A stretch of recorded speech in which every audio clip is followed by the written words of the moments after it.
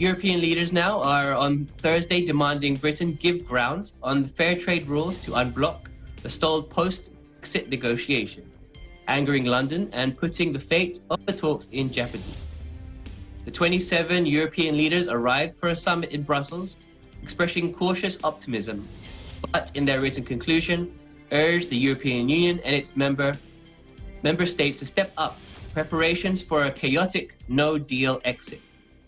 Their calls for urgency were balanced, however, by an invitation that Britain keep talking next week in London and in Brussels the week after that.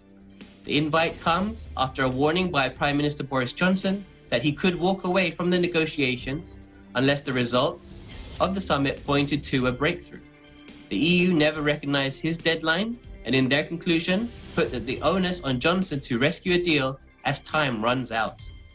In an unusual testy tweet, the UK's Frost said he was disappointed by the summit conclusions, underlying that no longer committed to working intensively to reach a future partnership, as had been earlier promised. Frost also scoffed at the EU's charge that only Britain should budge, calling it an unusual approach to conducting a negotiation.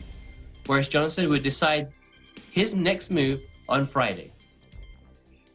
Europe's three main concerns are agreeing on the rules of fair competition, how these rules will be policed, and securing access to UK waters for the EU fishing fleets.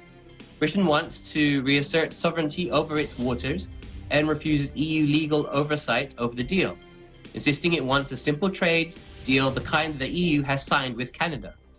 Brussels, in turn, stressed that Britain's economy is far more integrated with and closer to the EU's than it is to Canada's, and that its single market must be protected from a British backlash.